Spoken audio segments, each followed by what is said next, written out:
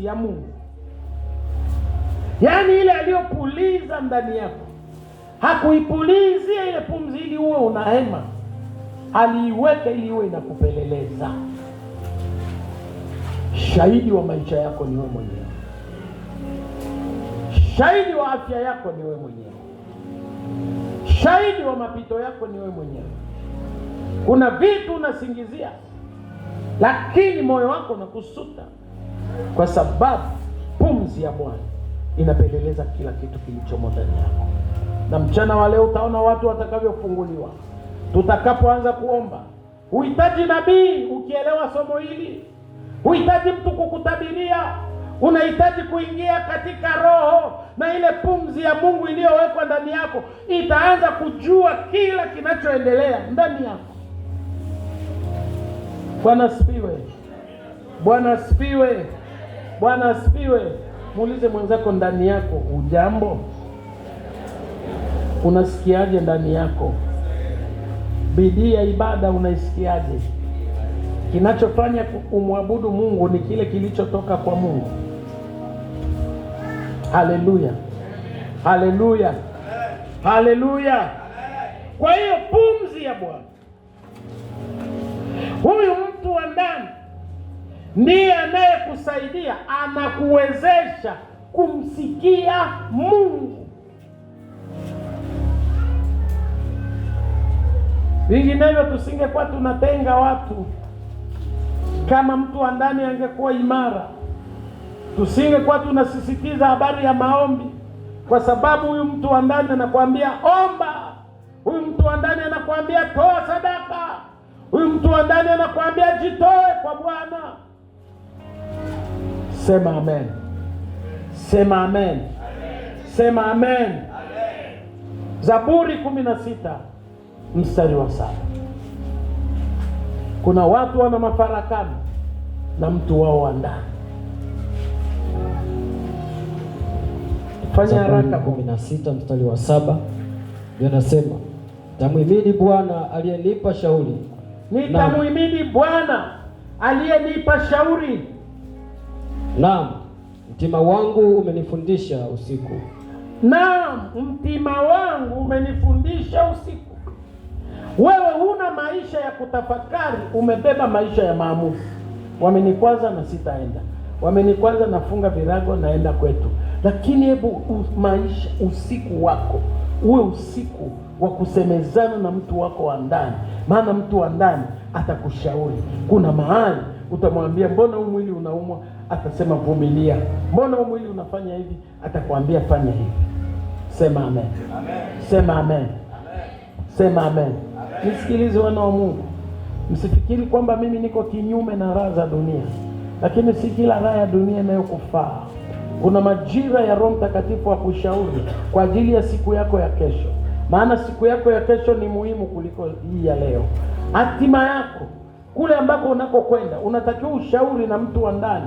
Unaimarisha mtu wa ndani. Lakini wewe wakati wa kusemezana na mtu wako wa ndani ni wakati wako wa kuangalia ubaya. Na wengine mimi siwajui.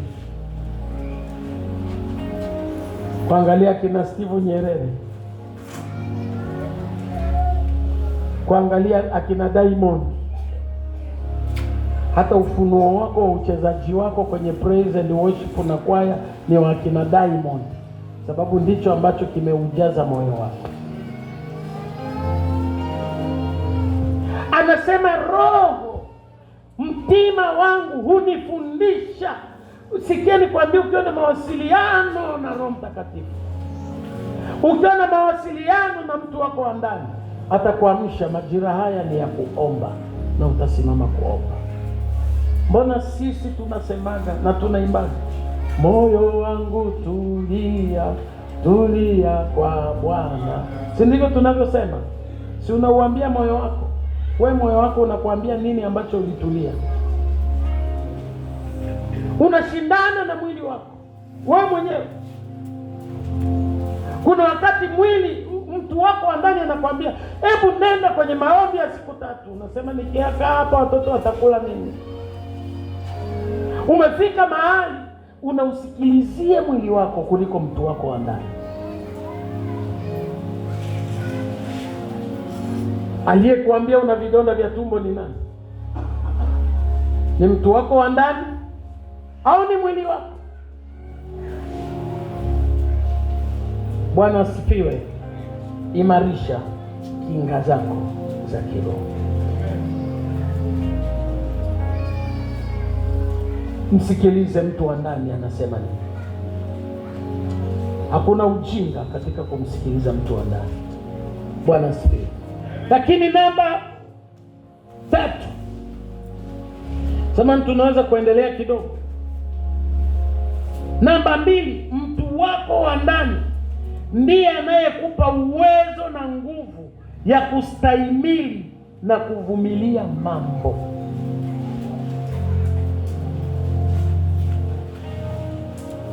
Mtu wako wa ndani ndiye anayekupa nguvu ya kustahimili na kuvumilia mambo.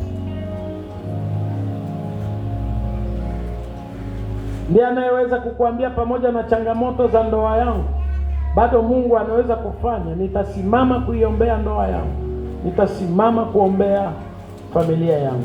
Siku nyingine huwa unakuja, huji kuomba, unakuja kulalamika, ndoa yangu, mume wangu ameshanishinda, ili mimi nikuombee mume wako wewe ukamshinde.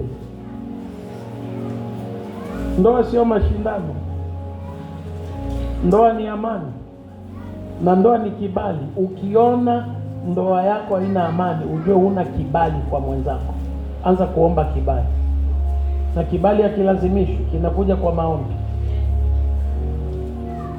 Sema amen. Sema amen. Mtu wako wa ndani ndiye anayekupa uwezo wa kustahimili. Kusema sasa jambo hili ninaenda kusimama nalo, naenda kulishughulikia. Sema amen. Sema amen.